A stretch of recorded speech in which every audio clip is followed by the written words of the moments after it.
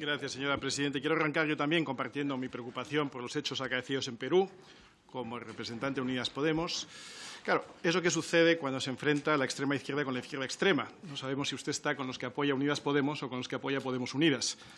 De la misma manera que en el caso de Marruecos no entendemos muy bien si usted está criticando al gobierno del que usted mismo forma parte, o por lo menos su gobierno o su grupo político. Por tanto, me parece muy bien que critique usted al Partido Socialista en su política contra Marruecos, pero sería bueno que lo dijeran en el seno del Consejo de Ministros y que marcaran esa diferencia, porque usted pertenece a un partido que es responsable de la política de España ante Marruecos. Usted y su grupo son responsables.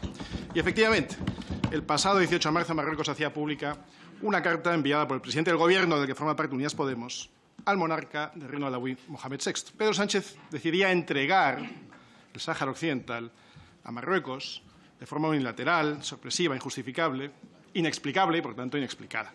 Los términos de la misiva eran sorprendentes y admitían pocas interpretaciones. Le leo literalmente lo que su Gobierno escribió. España, decía, considera la iniciativa marroquí de autonomía sobre el Sáhara Occidental como la base más seria, realista y creíble para resolver el contencioso. La iniciativa marroquí, esa es la que apoya su Gobierno. Pero igual de sorprendente fue la forma en la que se produjo ese giro de 180 grados respecto a lo que había venido siendo una postura de país sobre el Sáhara Occidental consolidada durante casi 50 años. Nos enteramos por la prensa, ustedes también, literalmente, y contra todo pronóstico, porque poco tiempo antes este mismo Gobierno había reiterado sin fisuras lo que constituía un consenso consolidado en política exterior, y les leo también literalmente. Esto pocos días antes. La posición de España con respecto a la cuestión del Sáhara es una política de Estado y por eso es constante. Este Gobierno no ha cambiado esta política y, francamente, no la va a cambiar por una sencilla razón, porque está anclada en principios irrenunciables, como son la defensa del multilateralismo y el respeto de la legalidad internacional, ambos pilares esenciales de nuestra acción exterior. Esto decía su Gobierno. Y de repente pegó un giro de 180 grados, eludiendo, eso sí, cualquier tipo de debate público previo, pero no solo con el resto de fuerzas políticas, como con ustedes. También se ocultó, por supuesto, a sus socios de Gobierno, pero también a sus socios parlamentarios y al resto de fuerzas políticas de este Parlamento. También se ocultó a terceros países implicados, entre ellos Argelia, el principal proveedor de gas a España, algo que trajo consecuencias graves para los españoles. Españoles que hoy estamos pagando más de 4 millones de euros al día de sobrecoste por la política de este Gobierno y esa decisión. Mientras, Argelia llega a acuerdos bastante más favorables con otros países, como por ejemplo con la Italia de Giorgia Meloni. Señorías, la relación de España con el Sáhara Occidental no es accesoria ni es accidental. Forma parte de los aspectos centrales de nuestra política exterior.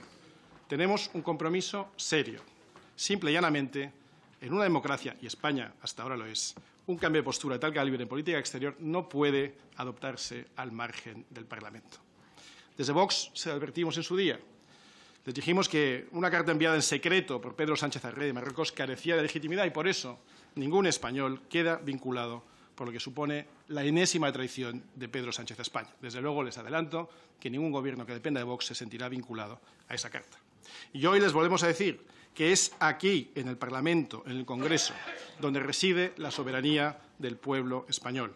Y es aquí donde el Gobierno debería venir a dar explicaciones de un cambio de posición de la que poco se sabe, ni siquiera sus socios la conocen.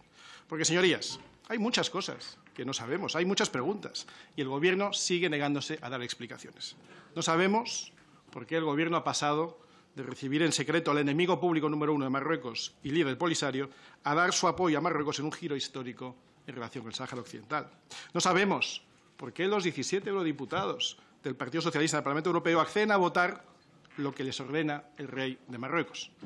Tampoco, por cierto, porque se abstuvo el PP, pero bueno, esa es otra historia.